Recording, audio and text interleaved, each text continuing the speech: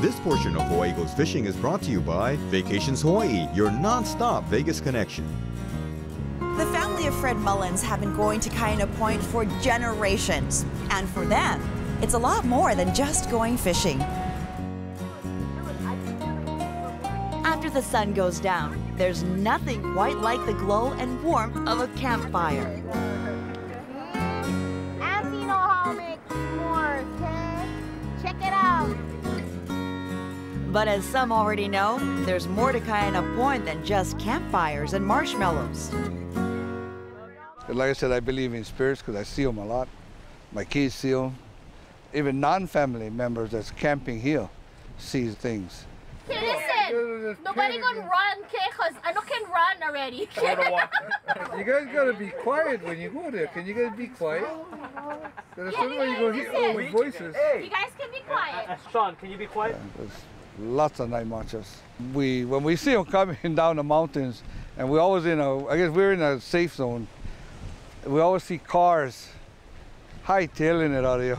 Because you can see them walking down the road already.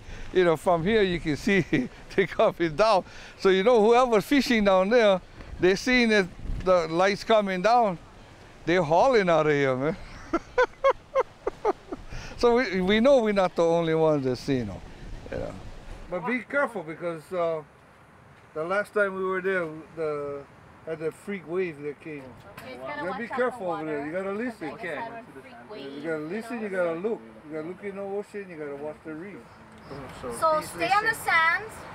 Don't go anywhere else. No running. And watch everybody stays together. Yeah, because if I end up getting haunted, I told you I'm gonna tie you outside. No, you're gonna still be. We just want to see what's ready. Just have fun. If they call your name, no answer. But as long as they understand when I explain to them not to be afraid.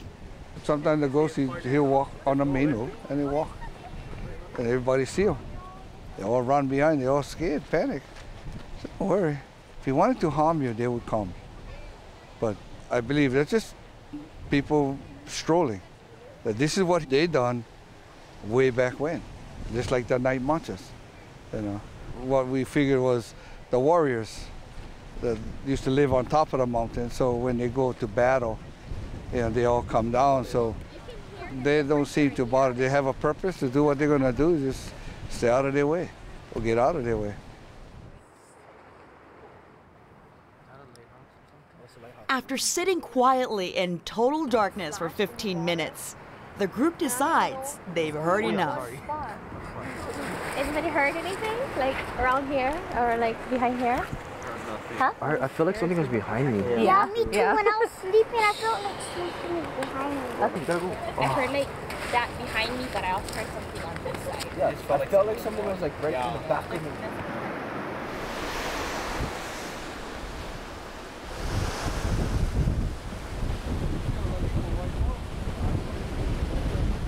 Yep.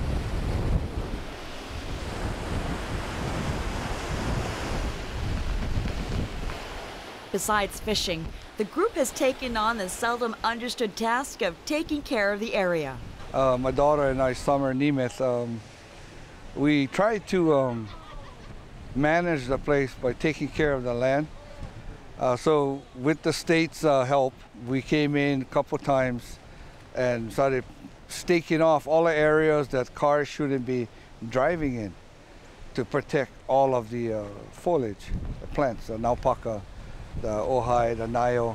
Kaina Point is home to some very rare plants that aren't found in other parts of Hawaii.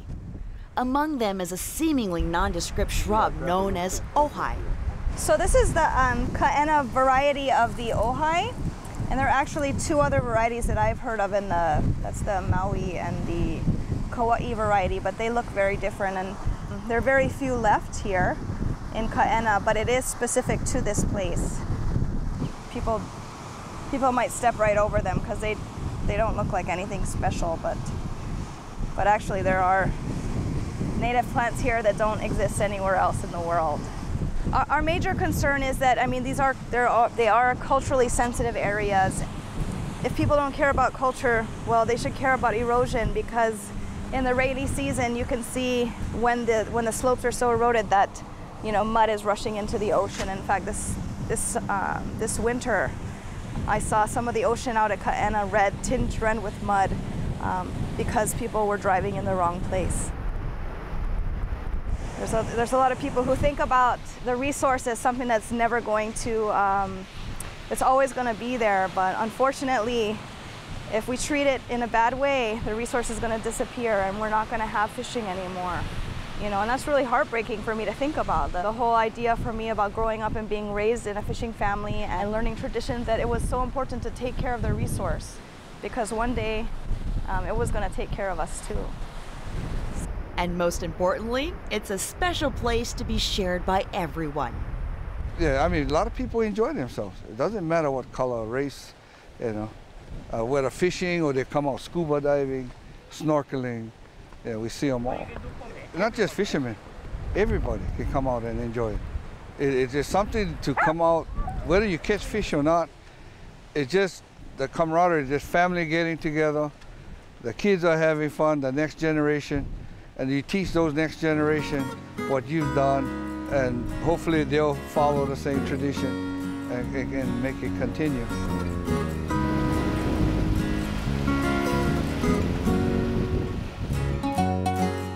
Next on Hawaii Goes Fishing, Kim Harding digs for clues about the secret life of bonefish.